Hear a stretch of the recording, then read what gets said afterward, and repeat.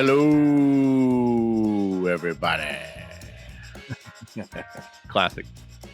Welcome to another episode of Dirt Nap City, the podcast about interesting dead people. I'm Alex. I'm here with my friend Kelly. What's going on, Kelly?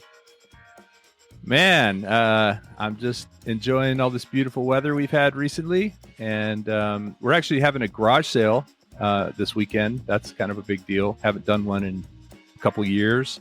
Like to purge some stuff out of the garage. You ever have garage sales? No, we have the opposite of a garage sale. We look like we've purchased 10 garage sales in our house.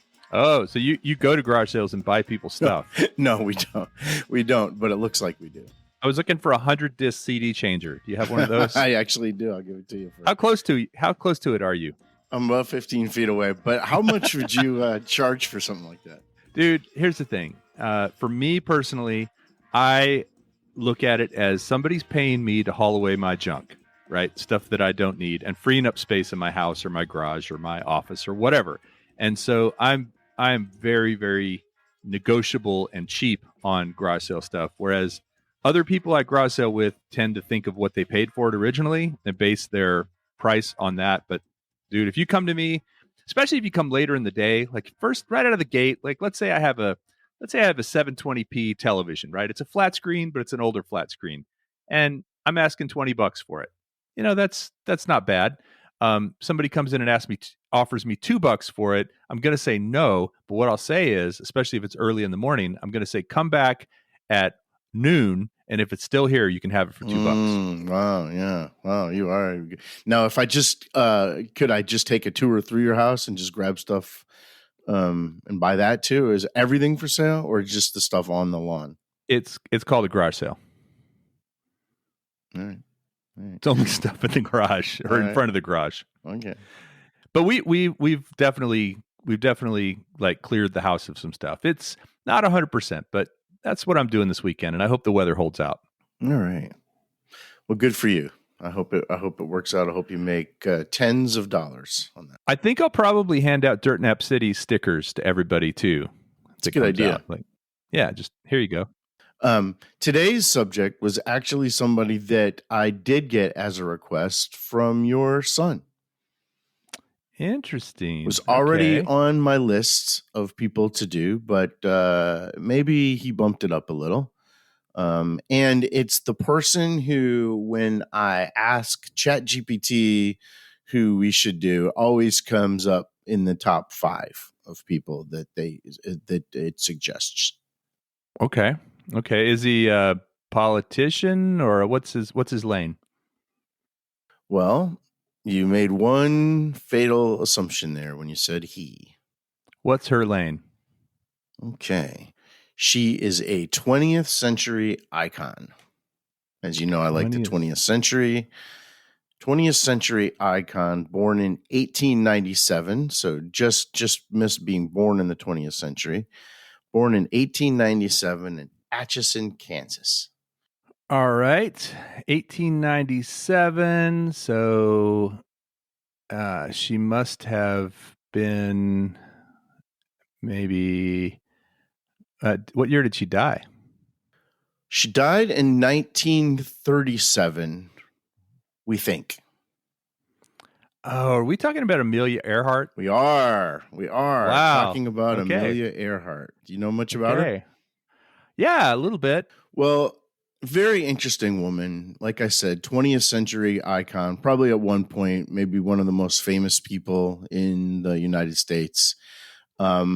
Shades of Babe Dietrichson, Zaharias as just being kind of a feminist icon, a woman that people looked up to as somebody that could do things just as well as men and just kind of an overall badass at the time. Have you seen the movie that just came out called Naiad? No, I've never even heard of it. It's about Diana Naiad, the woman who swam from English Channel? No, from Florida to the Bahamas. What? Mm-hmm. I don't know anything about this. Yeah, and there's a movie out right now. Like in theaters or on streaming services? Yeah, sure. It's up for Academy Awards this year. Anyways, her story kind of reminds me of Amelia Earhart. Just has this goal and just keeps kind of trying to get it. And I'd recommend that movie if you're interested in that type of thing. Awesome. So Amelia Earhart, like I said, was born in 1897, and she was raised kind of as a what they call back then tomboys. We don't hear that term that much anymore, but No, it's kind of a dead end. yeah, maybe we should do that one day on our Dead Ends series. But she was raised to not be just a nice little girl and be adventurous. Doing things like setting up ramps on her roof, and taking a sled and flying off of it. Just very adventurous person. Um, and but beyond that, kind of a relatively didn't do a lot of notable things in her childhood. But in 1917, during Christmas vacation, she visited her sister in Toronto. World War I was going on, and she saw soldiers coming back from World War I. And so she volunteered with the Red Cross. Don't tell me she was an ambulance driver. She was not. She was a nurse's aide. Okay. Yeah, ambulance driver seems to be kind of the back door into Dirt Nap City. Yes. But she worked as a nurse's aide in a hospital, and she would hear these stories about pilots, about flying in World War I. And now remember, just to give you a little context here, the Wright brothers' first flight was like 1903. Exactly. Yeah. So, this was 1917. So this would be kind of the equivalent of today talking about like smartphones, or something. They had been around for a little while, but still not just quite very, very new. And here where there was a war and people were flying in the war, right? But commercial flight wasn't that common or anything, and flying was really, really new. Like I said, it was only 13 years earlier, 14 years earlier, where the first people ever flew. So that's a big jump from where we were. So this was a new thing. So she would hear these stories about these different war pilots. Well, like I said, she worked in this hospital. Well, the next year, 1918, you know what happened in 1918 was the pandemic. Oh, really? Okay. Yeah. And she got it. She was one of the first people to get that Spanish flu. And she got it pretty bad. She had bad headaches, and she was laid up for like a year. And then throughout her life, she kind of had these sinus issues that every now and then she'd have to go get surgery on or taken care of. But she was laid up for about a year. When she came out of that, she she couldn't shake that thing about going to. She wanted to go to an air show, so her father took her to an air show in Long Beach. Long Beach, where I think we had talked about Howard Hughes. That's where he taxied and sure. briefly lifted off the Spruce Goose, or the Hercules, as it was actually known. Right. You got mad, I think, when I called it the Spruce Goose before, but I was channeling Howard Hughes. So she went to this air show, 1920, and the next day she convinced her dad to pay for her to do a passenger flight. Now, back then, passenger flights were really uncommon, and it's kind of like probably like going skydiving today, right? So she paid $10 for 10 minutes. That's about the equivalent of about $160 today. So $10 for 10 minutes. This guy would take her up in the plane, and she was hooked. She wanted to do more and more and more. She begged her parents to, like she was a grown woman, but still, she didn't have any money. I guess they did have a little bit of money, but they weren't poor. But she begged. Where did they live? Where was she from? Well, she grew up in Kansas, and Iowa, and spent a lot of time in Iowa. At this time, they were in California. Okay. And the deal with her parents was that she could fly, or she could learn how to fly, but only a woman could teach her how to fly. So she found this woman named Nita Hooks. Uh, That's a cool name. her nickname was Snooky. That's even cooler. Free Jersey Shore Snooky. In fact, Snooky was about the same age as Amelia, but she lived till 1991. Wow. So she was she lived to be an old woman of 96, and she wrote a book actually called I Taught Amelia to Fly. And Wow. the initial deal there was $500 for 12 hours as an instructor, but they ended up they ended up becoming friends. So she gave her a lot of free lessons. She saved about $1,000 doing different odd jobs and paid Snooky um, a lot of this money. And she took her first lesson in January of 1921. And it wasn't easy even getting to the airfield. She'd have to take a bus and then walk 4 miles just to get to the airport every day to do this. But she was hooked, like I said. 6 months later, she bought her first plane. You know, like a lot of these stories, these 20th century stories we tell, it's like somebody tries something, and then 6 months later they're the head of something, or they're just doing it full fledged, or they're famous or something. Things don't work that swiftly these days. But 6 months later, she bought a plane. It was a bright yellow biplane that she called the Canary. And by October 2022, so her first lesson was January 21. By October of 2022, she flew to 14,000 feet, which was a world record for women. But this was a time where not many women were doing this. And there was no canopy, right? I mean, this is an open biplane. She was the 16th woman in the U.S. to be issued a pilot's license. So pretty much every time she goes in the air, she's setting some kind of record. And not just record for women, but sometimes, doing things that a lot of people hadn't done, just because, this flying had been around for 20 years. So she got a little notoriety by doing things like that, breaking these altitude records. And like you said, there was probably no canopy. So going high was probably, couldn't go to 60,000 feet if you wanted to, it was just not pressurized or anything like that. Well, in 1927, that was when Charles Lindbergh did his solo flight across the Atlantic. And that was, that captivated the U.S. And then they were going to have a woman do that next. Well, actually, the idea was to not have a woman fly solo across the Atlantic, but just be flown across the Atlantic. And this woman, Amy Guest, was going to do it. And she got cold feet. And she said, I'm not going to do this, but we got to find the right woman with the right image to do this. You mean be flown as in be a passenger? Yes. So that's exactly what happened. In 1928, two guys, Wilmer Stultz and Lewis Gordon, flew from Newfoundland to Wales. And that's kind of the shortest distance between U.S. and across the Atlantic, right? Newfoundland's about as far east as you can get in North America, and Wales is pretty far west. So, so those two guys, and with Amelia Earhart as a passenger, and in her words, she was like baggage, like a sack of potatoes. She wasn't happy with this, but they did it. And if you go to Wales, there's a plaque that says that Amelia Earhart was the first woman to fly across the Atlantic, which is true. She flew, but she didn't do any of the piloting. She just rode like a sack of potatoes. How long do you think that flight took from Newfoundland to Wales in 1928?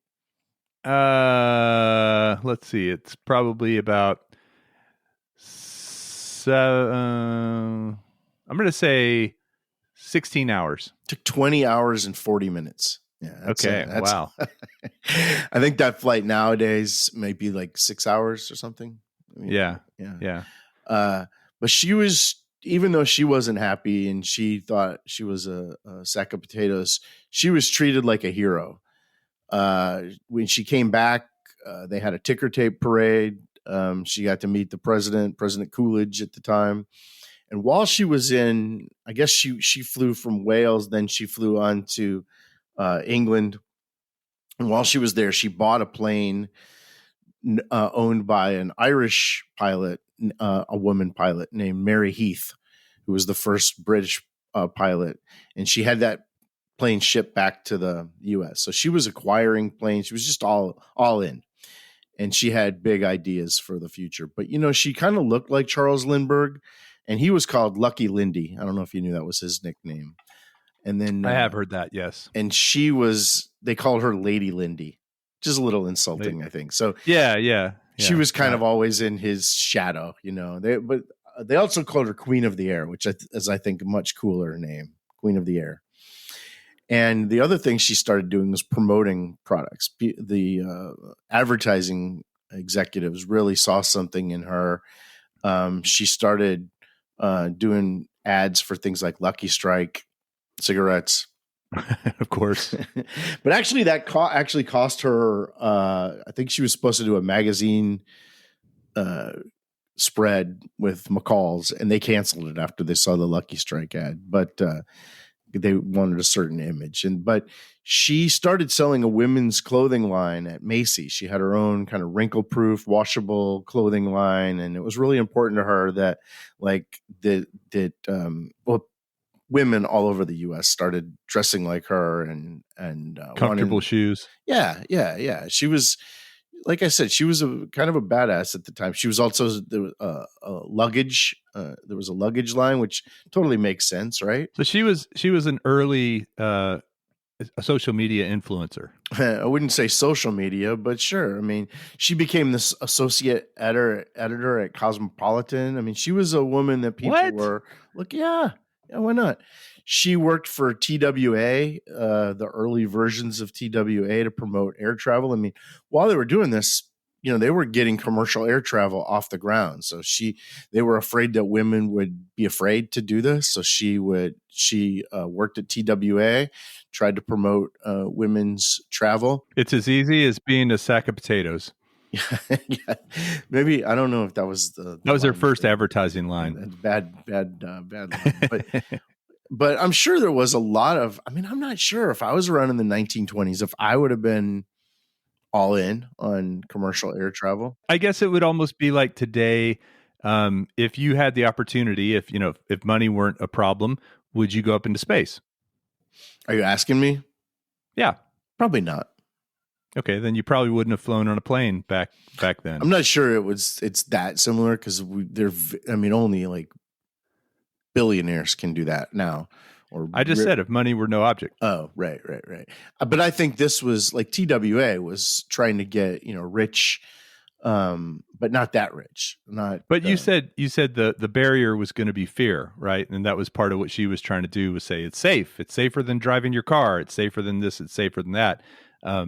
It's, I don't know. I think I would feel more safe going up into space than I would going down into like an Explorer submarine, with that catastrophe. I might compare it more to like getting in a driverless car today. Like, in some cities, like I think Phoenix has Ubers that are driverless. Yeah, my right? my daughter's been in one. She said it was pretty good experience. Yeah, so I think that's more, they're trying to adopt this where everybody's going to do it in a couple of decades, but the first adopters are going to be the ones that really have to, tackle that fear. So yeah. So easy a sack of potatoes can do it is not how they did it. That wasn't the tagline. When your daughter did that, was it cheap or was it expensive or was it the same as a regular? She'd do it like an Uber? I know she's at school in Arizona, in Phoenix, and she said I forget the name of it. It's a different brand name. It's not Uber. It's got another brand name that they have for these driverless cars. It will take you places. It's like an Uber, but there's no driver. Mm-hmm. And it rides on regular roads and freeways. Yeah, we saw it. I've been out there a couple times and I've seen them driving around. Yeah, is it weird? It's weird. It's weird to see a car go by with no driver in the seat. Yeah, that is strange. But that's probably what it was like, because looking back, it was just natural that was going to happen, but we had to have the first people doing that. So anyways, 1928, she becomes the first woman to fly solo across North America and back. So she flew coast to coast and back, New York to LA, or I don't know exactly which cities it was, but basically, coast to coast and back. In 1931, she set another world altitude record of 18,400 feet. I'm not sure if there was a canopy, what the situation was at that point, but we're getting higher and higher here. And in 1932, she was going to fly from Newfoundland to Paris. She actually landed in Northern Ireland, in a farmer's yard, and he said, "Wow, have you come far?" And she said, "Yeah, from America." That was a big deal, though. 14 hours and 56 minutes. So she's, just in a few years, you see how that time has really gone down. Shaved 5 hours off of that time. She became friends with Eleanor Roosevelt, past the subject of Dirt Nap City. Eleanor Roosevelt, she actually convinced Eleanor Roosevelt to take up flying. She never got past a student permit. She never was able to fly by herself. She quit. But they became good friends, and that was kind of all the rage back then, was to be like Amelia Earhart. Well, in 1935, so now she's 38 years old. She became the first ever to fly solo from Honolulu to Oakland. Okay. Oh, wow. That's a long ways, right? That is a long way. If you look on a map, if you look on a globe or a map and you see where Hawaii is, it's just a little speck in the middle of the ocean, right? Just between the U.S. and Australia. You can't even really see it on a globe. It's so tiny. What's amazing, even beyond just the actual piloting, because I would imagine that was probably pretty monotonous once you're up in the air.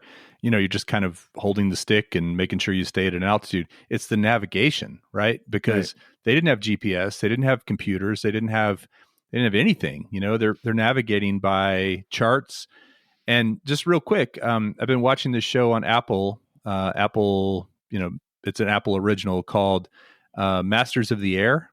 Have you heard of that? I have. It's Tom Hanks is one of the executive producers, and it's about World War II pilots who flew the Flying Fortress. They call them the forts, and it's a great show. If you like aviation, it's kind of being compared to Band of Brothers.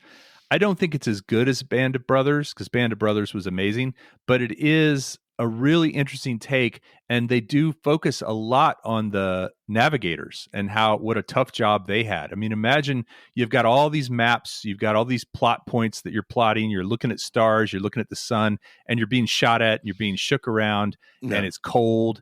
As a matter of fact, one of the pilots in one of the episodes gets frostbite, pretty severe frostbite, because he has to take his coat off because he's been shot. And anyway, it's if you like aviation, Masters of the Air, Apple, it's a good show. And this was 10 years before that, 10. Yeah. So the navigation was even rougher. Yeah. She also was able to fly solo from LA to Mexico City and Mexico City to New York. So basically every time she's getting in a plane, she's setting a record, big on these long distance flights and getting really good at it. Some of these, she was, I think in the one from Mexico City to New York, she said the last couple hours were so relaxing. She turned on the radio and just listened to the New York Philharmonic on the way in. It was so relaxing. So wow. I don't know if that was braggadocio, but she was just really like loving this stuff. But her goal was to fly around the world.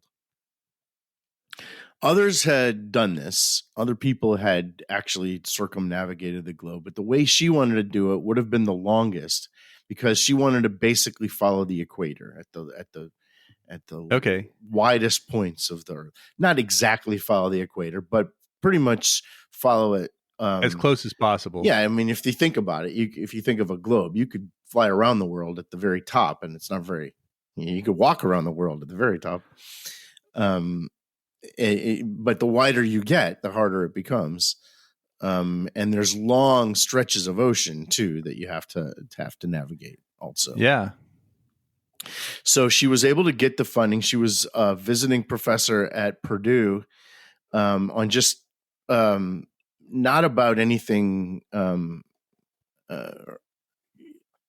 don't remember what she exactly was a professor in, but she was able to get Purdue's financing to Lockheed build the plane and then Purdue pay for it. And she chose this guy named Harry Manning as her navigator, and it was just going to be the two of them. And he wasn't. He was. I think he was a ship navigator, and he had actually been the navigator on one of the ships that she took back when she flew a plane across the Atlantic. So, and then they went on some test runs, and it turns out like every time they went, he'd like be off by a little bit, like by like 20 miles or something. And she's like, I don't know about this guy. Yeah. And again, that just shows how important the navigator is, right? She's like, he's not a great navigator, but he knows Morse code better than anybody. So she brought in this other guy named Fred Noonan, and he trained Pan Am pilots. Commercial air flight was starting to take off.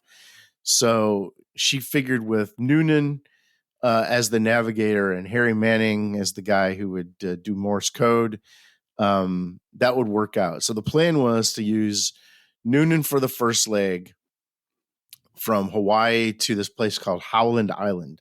Howland Island is this tiny, tiny, tiny island. But, when I say fly around the world, understand that this isn't on one tank of gas.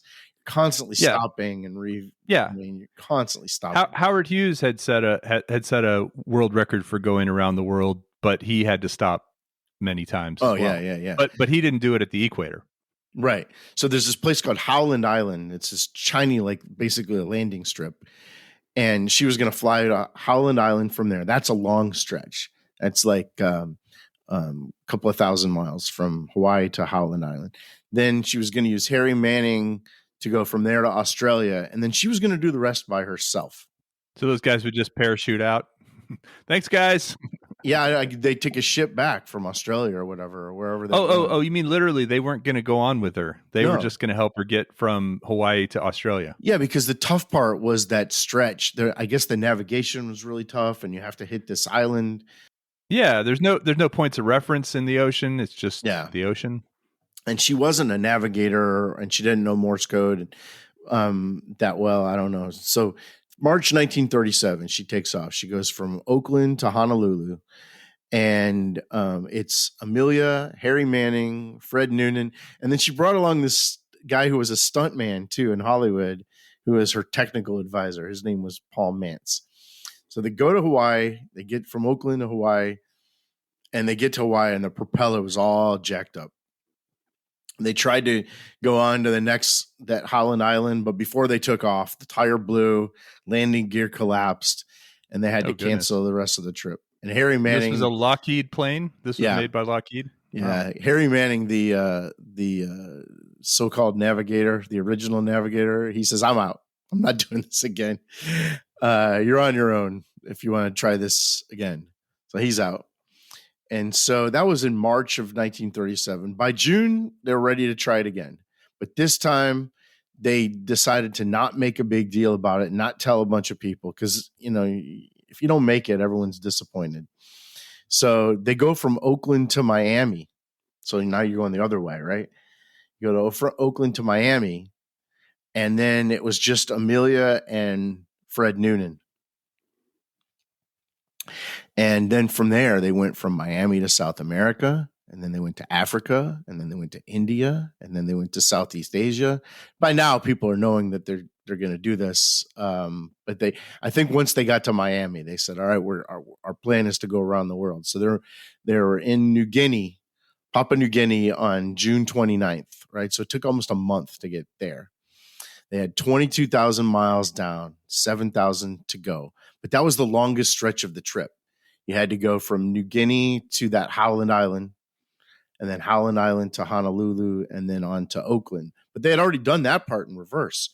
So basically, the part that they had to go was practically the part they had already done in reverse. It was going to take about 20 hours. So 8 hours into that flight was the last they were ever heard from. Wow. It was just the two of them, Amelia and Fred Noonan.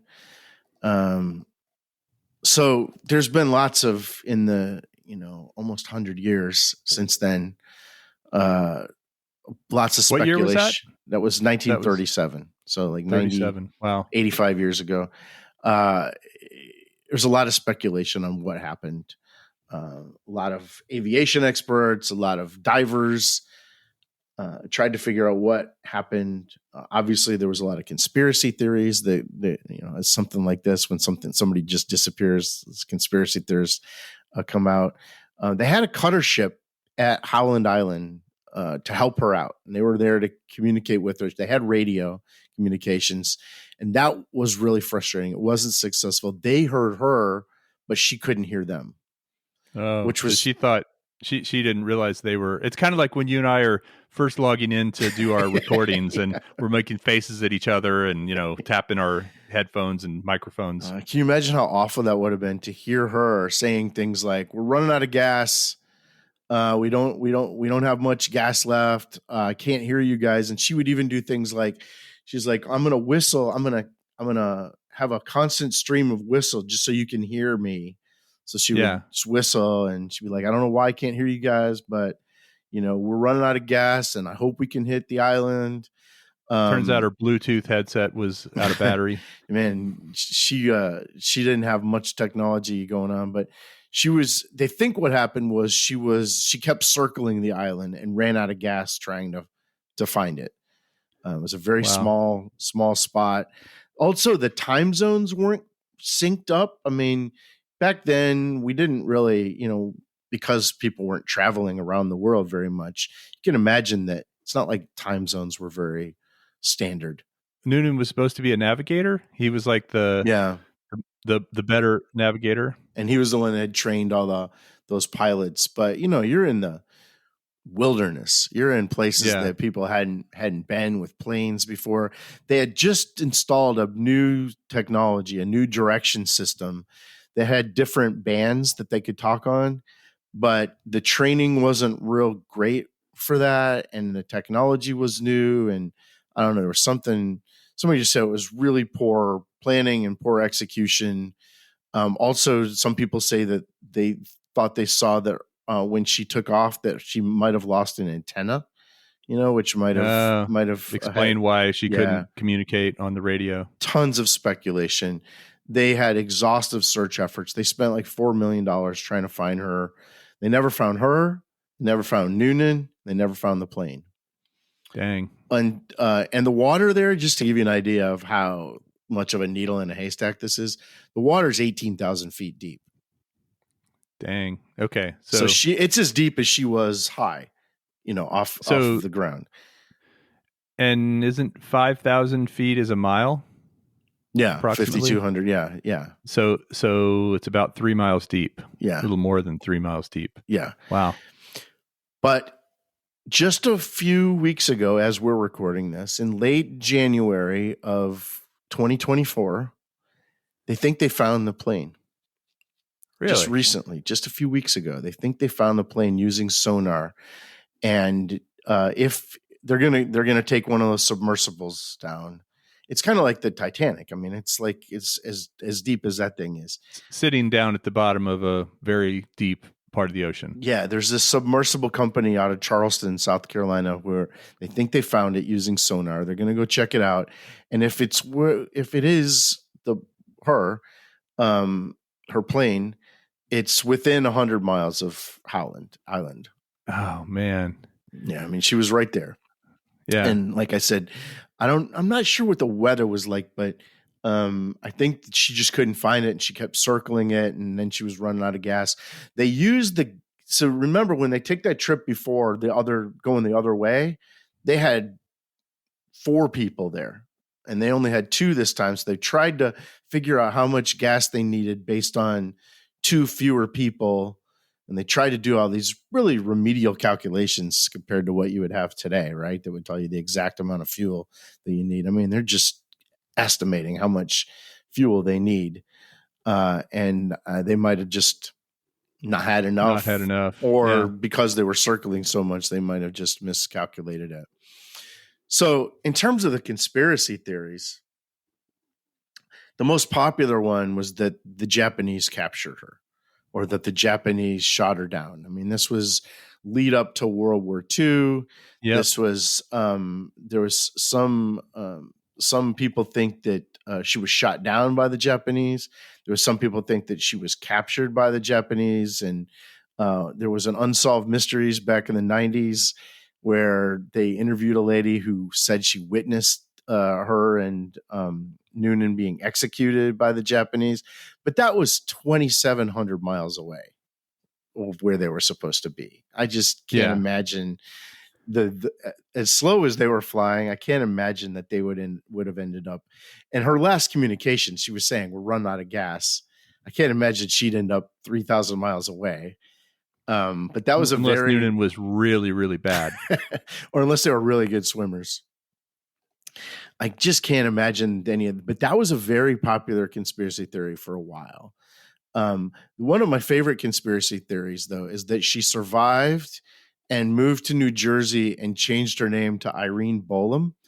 That was actually a very popular conspiracy theory, so much more that this lady named Irene Bolam, who was actually a pilot in New Jersey, who used to run with the same crowd, used to run with Snooki and Amelia Earhart and all those people, but she looked a lot like Amelia Earhart. And in the 1970s, she kind of was at some autograph show or something. And I guess the rumor came that, that's really Amelia Earhart. And she ended up having to sue somebody for libel or slander, saying, because people wouldn't quit bothering her, saying she was really Amelia Earhart, this lady. Wow. So the idea that she kind of pulled an Elvis and changed her name and moved away. I think whenever somebody disappears, it's always a possibility that people want to say is, oh, they probably just got tired of the rat race and just decided to change their name. But there's no reason that she would have done that. I mean, she was trying to get a goal accomplished. Yeah, it doesn't seem like somebody who is that close to setting a record, even if she failed and she had been rescued, it seems like she would have tried again, I don't know why people were so obsessed with that theory, but people just, want to, like I said, Elvis. There's a rumor that Elvis. Have you ever heard the rumor that Elvis is in the movie Home Alone? No, I never have. Which No. one? Home Alone 3? Because that's the best. In Home Alone 1, when the mom is standing at the airport counter with John Candy, when she first meets John Candy, there's a guy. I've never seen Home Alone. Are you serious? But go ahead. I haven't. No. Have we talked about this before? I Siskel thought you and said Ebert, that yes. you didn't We've talked like about it. I didn't know you didn't seen it. So there's a guy standing in the background, and he's kind of too prominent to be an extra. He's just kind of in it a lot, but he's a portly guy. He's a tall guy, and he's got a beard, and he kind of looks like maybe like Elvis would have looked in 1990. But there was a rumor that was Elvis for a long time. And of course, when I watched the movie, I can't take my eyes off that guy. Yeah, that's your focus now. So, in terms of a legacy for this amazing woman, Amelia Earhart, feminist icon, right? I mean, probably one of the most famous women of the 20th century, gave kind of a spirit of can-do attitude in a country where that was the attitude. That was really the personality of 20th century America, was just that we could do anything if we set our mind to it. No goal is too big, and what's always amazed me is that, you go in 70 years from less than 70 years from the first flight to landing on the moon. It's amazing to me. That's amazing. But by World War II, 1,000 women were in what they called the WASPs, the Women Air Force Service Pilots.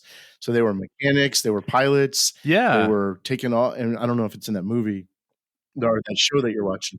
There's actually a museum for that. It's just weird coincidence. I was contacted by a lady who runs that museum, the WASP Museum, to potentially do some work for her. It never ended up happening, but I want to say it's near Houston or somewhere in Texas. Oh, really? Yeah. Oh, I have to check it out. I wonder why it would be. Are you going to look it up? Museum. Yeah, National Wasp Museum, Sweetwater, Texas. Oh, that's in near Dallas, I think, Yeah, or not West not Texas. Sweetwater near Sugarland, but No, Sweetwater. Yeah, that is the Women Air Force Service pilots of World War II, and but it is imagine there in was 1,000 women Sweetwater. in that, and I'm sure that Amelia Earhart was directly responsible for many, if not most, of those women wanting to get into aviation. I think that's really cool. Absolutely. In 1967, on the 30th anniversary of Amelia Earhart's fatal flight, Anne Pellegrino flew a similar aircraft and did the same flight path and accomplished it. Okay. And then Wow. in 1997, San Antonio businesswoman named Linda Finch did it again and did that. Wow. So I don't know if anybody's had any plans for the 100th anniversary, which is some 13 years from now, but I'll bet they do something big for her. I think it's a damn shame that her life was cut short this way, but like so many people whose life is cut short doing something so kind of heroic and tragic, the legends, the myths, all that stuff becomes even more pronounced. Yeah, it amplifies their legendariness, like when they die Yeah, doing it. absolutely. And like I said, she reminds me a lot of Babe Dietrichson Zaharias, and just kind of in a time where women were constantly being told they couldn't do stuff, proving them wrong. So Nice. kudos to Amelia Earhart. Yeah. Pour one out for Amelia. Well, that's all I got, man. Well, that was great. That was great. I actually only knew that she had been a pilot and she had been lost at sea, or her plane had never been found, or maybe it has at this point, but up until 2024 had never been found. And so that was great. It was right up there with the classic Dirt Nap City. Somebody you know a little bit about. They're famous. They're interesting, but you want to know more, and that's what we do here. They've made a couple of movies about her, but nothing that's been, I don't think, too heralded. So according to Wikipedia, there's a reference to her in the Simpsons video game from about 20 years ago, where Mr. Burns had her plane shot down because said she was getting too big for her jodhpurs. Of course, Mr. Burns, Monty. Always comes back to the Simpsons, doesn't You it? know you've made it when you're referencing the Simpsons video game. All right, man. It's good sharing this with you. Enjoyed it. And if you like women who broke the mold, check out Babe Dietrichson Zaharias. Check out Eleanor Roosevelt. And you can also check out Howard Hughes if you like aviators. So, lots of tangential stuff for you to check out here on Dirt Nap City. All right. Bye.